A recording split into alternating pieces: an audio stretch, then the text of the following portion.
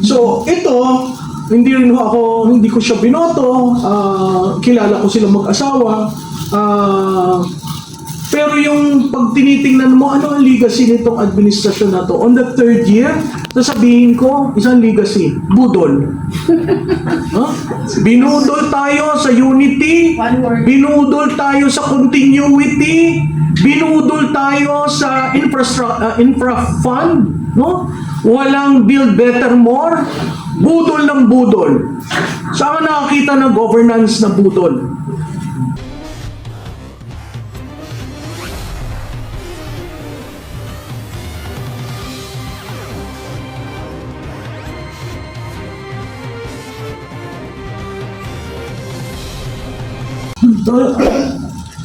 How do you treat? Bakit natin tinatrato ang mga opisyal natin ganon?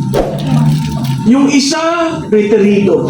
Yung isa, active. So, ang tanong ko dito sa administrasyon na ito, ganon ba ang tingin nyo sa mga taong nagsilbi? Itong si Colonel Odi yata, malapit na mag-retire. Retiring ng May 21 or May 12? Oh. Biro mo, at pag tinignan ho nyo yung background ng tao, maa-amaze ka. Kasi talagang tinuturuan yung future soldiers, pagkatapos makikita mo kung saan siya galing, kung saan siya nakipaglaban. Nandun pa sa UN Peace Forces. Hindi ordinaryong tao si Colonel Odi para nyo ganyanin. Ngayon, dun sa mga iba na pumupukol na meron namang ibang mga kasundaluhan na opisyal na banat ng banat na rin sa administrasyon dati, hindi ko alam anong pagkakaiba nun. Walang banat doon sa sinabi si Colonel Odi. Wala siyang personal na banat. Ang sinabi lang niya, personal withdrawal kay Mr. Marcos. Ganong klarado. Anong mali doon? Dahil hindi tinawag na presidente?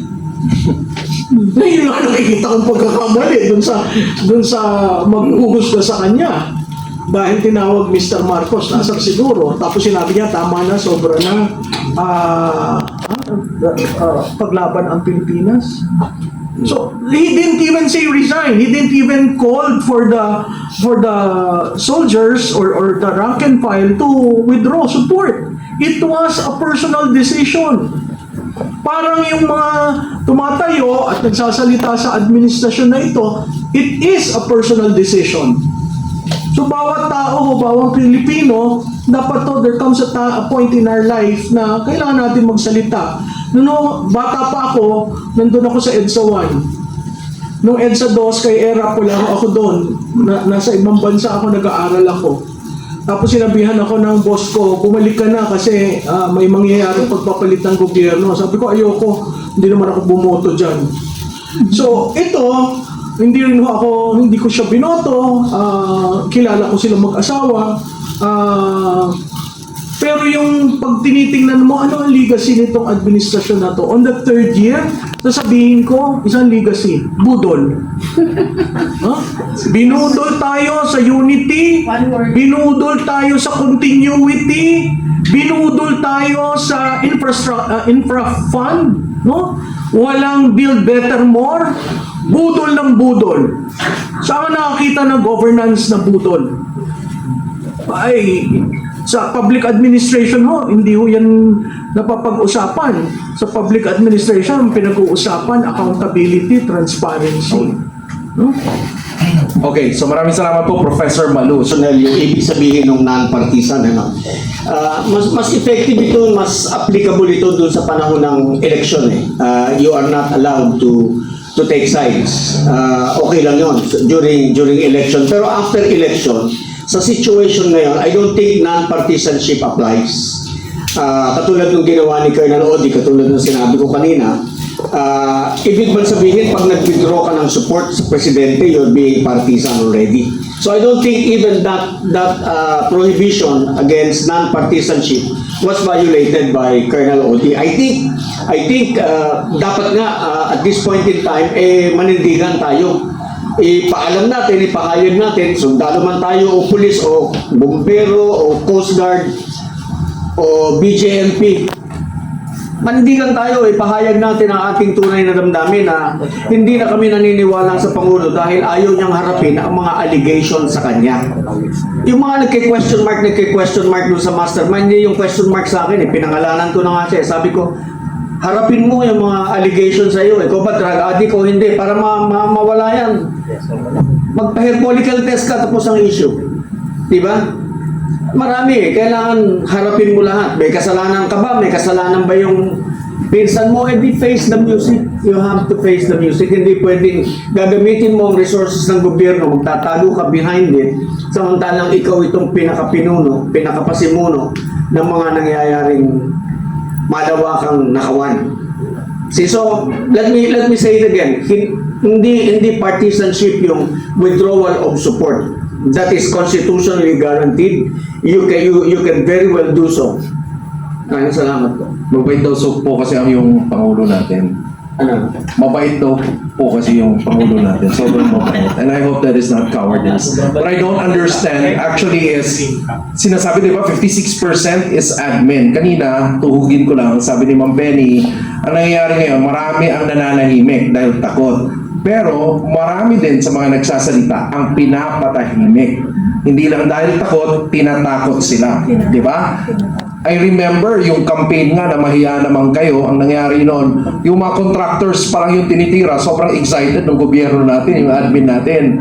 Kaya lang later on, lumabas yung mga testimonies, papalapit na doon sa palasyo, sa mga politiko, ang nangyari, pinapatay siya. At yung mga nagsasalita, mukhang may pattern na tinatakot talaga siya. And if you come to think of it, importante ito because the institution is being used right now because in a way, parang they really move fast against some critics. Gaya na nangyari kay Colonel Mangaut and also kay Congressman Leviste. Any one of you would like to comment on that? Alam mo, Rob, yung kay Congressman Leviste, siguro ang komentaryo ko doon, bihira tayong makakita ng bata, neophyte, na lumalaban sa sistema. Sinampulan nila si Congressman Barsaga. Ngayon, tinitingnan nila yung legislative franchise ni Congressman Leviste. So, babalik ako doon. Yung tax, yung estate tax ba nabayaran na? Hindi pa. Kasi kailangan maging patas. Babanatan mo si Congressman Leviste, siguraduhin mo wala kang butas. Siguraduhin mo nag-due diligence ka at walang utang ang pamilya sa bansa.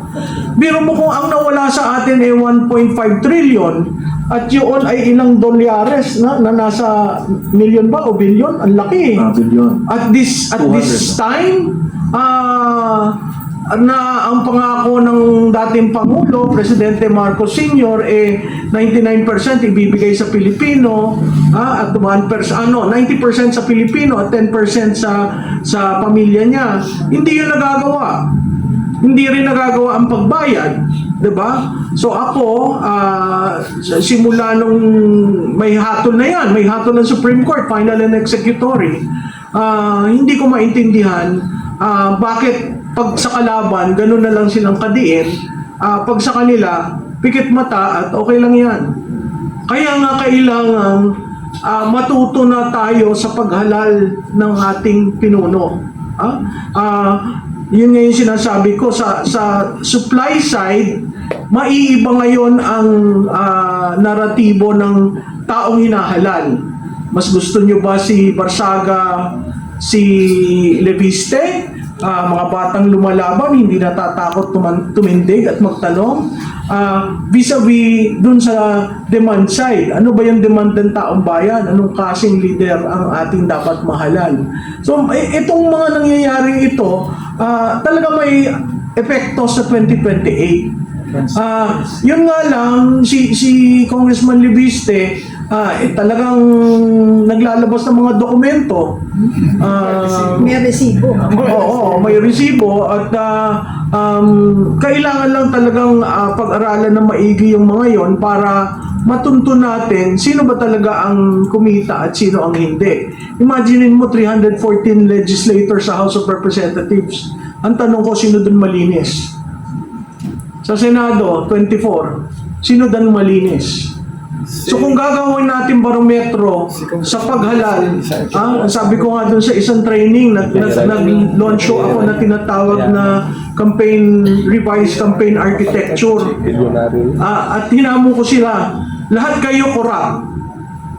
10 yung audience ko nang galing sa local government. Lahat sila nakasimangot. Lahat po kayo corrupt. Sino ang hindi corrupt? Taas ang kamay. yung iba gustong tumaas. Sabi ko, naku sir, huwag kang tataas. Anong ibig sabihin yan? In a landscape where lahat ng politiko ay tinatawag na corrupt, paano ka mananalo? By saying hindi ako corrupt? Ay hindi ko kayo iboboto. Pero by showing accountability, i.e. Leviste showing all those documents, i.e. hindi ko tinanggap yung aking Christmas bonus, i.e. ako ang nagbigay sa sarili kong pera. Diba? Ngayon, yung character assassination sa kanya is because of his the solar franchise.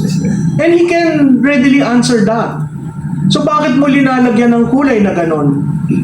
What if lagyan natin ng kulay yung ibang mga politiko na nagkaka-interest na 10% in every company that is performing I have a share. Marami nangyayari na hindi natin alam. Kaya yun ang parati kong panawagan, patas lamang. Kasi sa patas, lalabas at lalabas ang tunay na kulay. John Garcia.